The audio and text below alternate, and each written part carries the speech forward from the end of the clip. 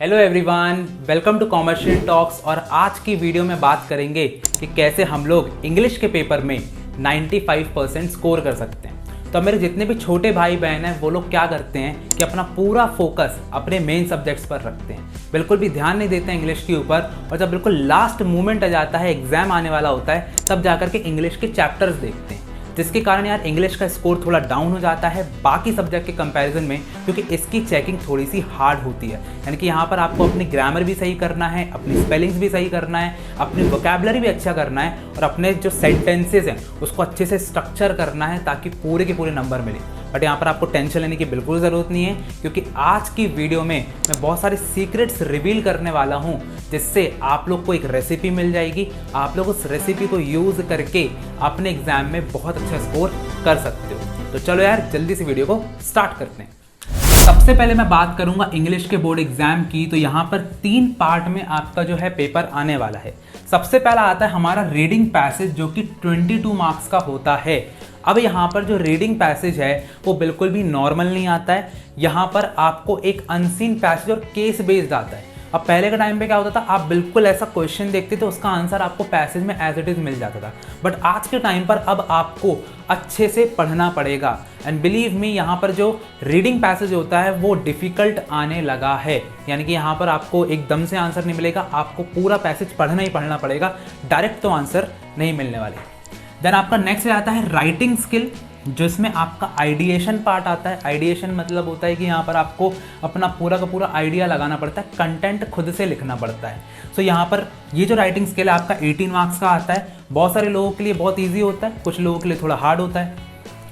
Third बात करता हूँ लिटरेचर की। लिटरेचर पार्ट में आपका एक एक्सट्रैक्ट बेस्ड का यहाँ पर चीज़ आती है, बाकी तो आपके शॉर्ट आंसर लॉन्ग आंसर्स आते हैं। और ये आपका 40 मार्क्स का आता है, जिस पे अपन को पूरा का पूरा यहाँ पर दिमाग में रखना पड़ता है पूरा कंटेंट। तो इसके लिए भी बहुत सारी चीज़ें आज मैं आपको बताने वाला हूँ। सबसे पहले अपन बात करते हैं लिटरेचर की ही, क्योंकि इसके सबसे ज़्यादा मार्क्स यहाँ पर होते हैं, 40 मार्क्स का आता है। देखो, सबसे पहले अगर मैं बात करता हूँ एक्सट्रैक्ट बेस्ड क्वेश्चंस की, तो यहाँ पर आपको एक्सट्रैक्ट बेस्ड आ रहा है, लेकिन अपन को समझ में नहीं आता कि किस चैप्टर से। तो जो सबसे इंपॉर्टेंट टिप होती है कि सबसे पहले आप लोग क्या करो, पूरी की पूरी जो समरीज हैं हर चैप्टर की पढ़ो। आपको क्या करना है, पढ़ना नहीं है, आपको डायरेक्टली यूट्यूब पर जाना है। बहुत सारे लोगों ने, बहुत सारे टीचर्स ने बहुत अच्छी अच्छी समरीज बना के रखी हैं शॉर्ट में, और एक पूरे चैप्टर का ग्लिम्स ले लेना है। मतलब आपको पता है कि वो चैप्टर में हुआ क्या था। एक बार आपने चैप्टर को पढ़ लिया है, अब आपको क्या करना है, एनसीईआरटी से लाइन बाय लाइन रीडिंग करनी। तो एनसीईआरटी उठाओ, एक एक करके पूरा चैप्टर पढ़ो, लाइन बाय लाइन रीड करो।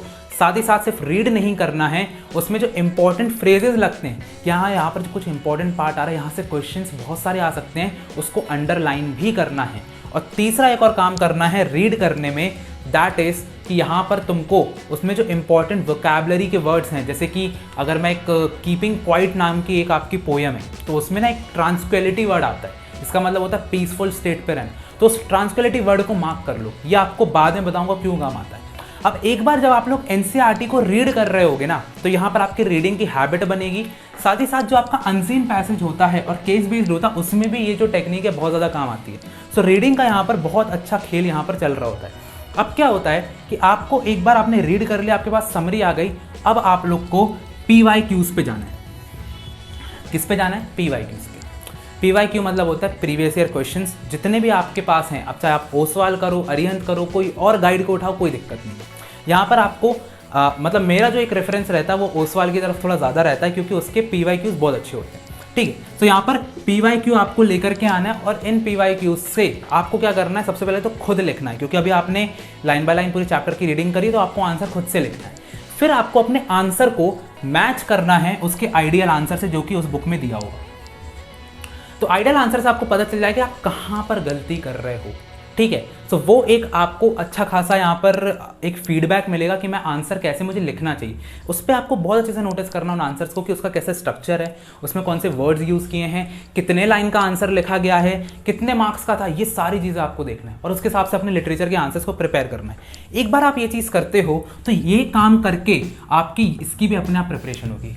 कैसे? क्योंकि इसमें भी आपको भाई एक पैसे दिया रहता है, उसके कुछ क्वेश्चन दिए, आंसर ढूंढना पड़ता है। तो आप क्या करो, आपके जो PYQs हैं उसके क्वेश्चन देखो, और उसके आंसर्स एक बार अपने एनसीईआरटी में मार्क करने की कोशिश करो कि ये आंसर कहाँ पर होगा। ऐसे करके आपको याद भी बहुत जल्दी होगा, आपके दिमाग में पूरा चैप्टर भी बैठ जाएगा और आपको जो रीडिंग पैसेज है वो भी बहुत अच्छे से बनने लग जाएगा। तो आपकी दोनों टाइप की प्रैक्टिस एक बार में हो रही है, इसको बोलते हैं स्मार्ट वर्क। साथ ही साथ आपको जो ऑथर का नाम है उसको भी अच्छे से याद कर लेना। ऑथर के नाम सब लोग जानते हो कि आते ही आते हैं, ठीक है। एक्सट्रैक्ट बेस्ड में आपसे पूछ सकता हो ऑथर का नाम। इसके अलावा आपको ऐसे भी आ सकता है कि आपको चैप्टर का नाम ना दिया हो, आपको ऑथर का नाम दिया हो। ये बहुत खेलते हैं चैप्टर के नाम से और ऑथर के नाम से। चैप्टर का नाम नहीं देंगे, ऑथर का नाम दे देंगे कि इसने इसमें क्या बोला था, वो पता ही नहीं है और ऑथर कौन है, ठीक है। तो यहाँ पर ऑथर को अच्छे से याद कर लेना है।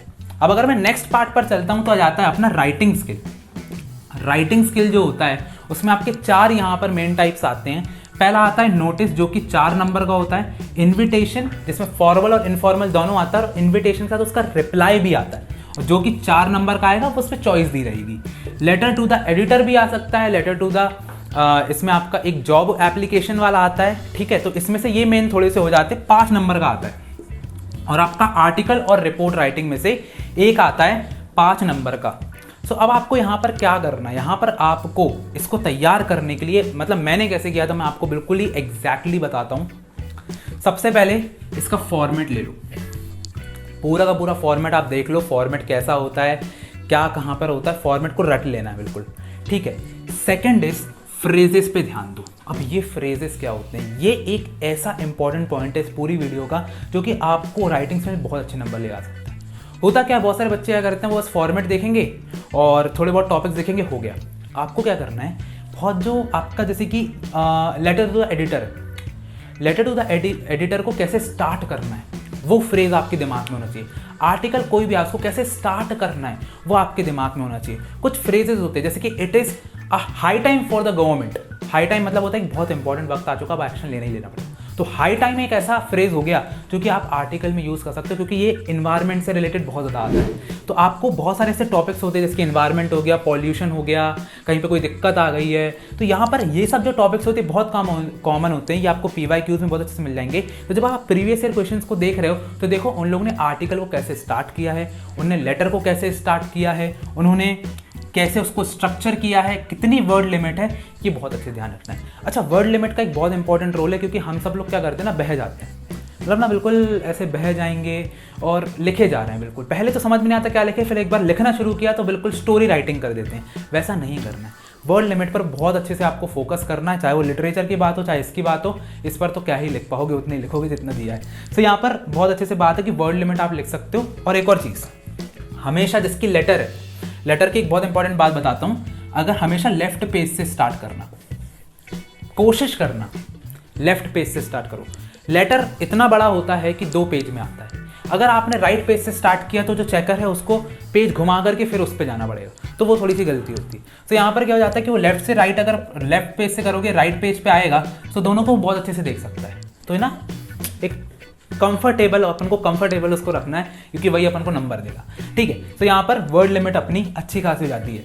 इसके अलावा एक सीक्रेट हिडन चीज़ बताता हूँ राइटिंग स्किल की, वो ये है कि आपको रोज़ एक ना लिखते जाना है। मतलब कोई भी क्वेश्चन प्रैक्टिस करना है, अगर आपने आर्टिकल लिखा है, नोटिस लिखा है, इन्विटेशन लिखा, कुछ भी लिखा है, उसको जाके चेक करवाना है। किससे चेक करवाओगे, किसी से भी, घर में भैया दीदी हैं उनसे चेक कराओ, अगर आपके टीचर्स फ्री हैं, स्कूल पास में, स्कूल में जाकर के टीचर से करवा सकते हो, प्रिंसिपल मैम से भी जाके करवा सकते हो, बिल्कुल करवा सकते हो, कोचिंग टीचर से करा सकते हो, अपने दोस्त को भेज सकते हो। ऐसे करके आप क्या कर रहे हो, यहाँ पर चेक करवाओ कि मेरी राइटिंग स्किल्स कैसी हैं, क्या यहाँ पर आपको समझ में आया, क्या स्पेलिंग एरर थी, क्या उनसे मैंने वर्ड्स यूज़ करे, क्या मैंने क्वेश्चन से भटक तो नहीं गया। ऐसे करके फीडबैक लेते रहो और अपने राइटिंग स्किल्स को करते रहो। ये मैंने बहुत ज़्यादा किया था और इसके कारण ही मुझे यहाँ पर राइटिंग स्किल्स बहुत अच्छे से बन रही थी। मतलब लिटरली अपने आप ही दिमाग में वर्ड्स आते थे कि क्या लिखना है, क्या नहीं लिखना है। अब यहाँ पर आता है सबसे important point, that is reading passage. Reading passage कैसे करना है? रीडिंग पैसेज के लिए आपके पास एक आएगा अनसीन पैसेज, आएगा केस बेस्ड। अनसीन पैसेज तो चलो थोड़ा बहुत ठीक है, लेकिन केस बेस्ड जो होता है ना वो थोड़ा सा ट्रिकी होता है। ये मेरी बात थोड़ी सी ध्यान रखना, लेकिन आपने पहले से यहाँ पर प्रैक्टिस करके रखे हो। प्लस आपको यहाँ पर एक ही जो सबसे बड़ा सुझाव होता है कि अपने क्वेश्चंस को रीड करो।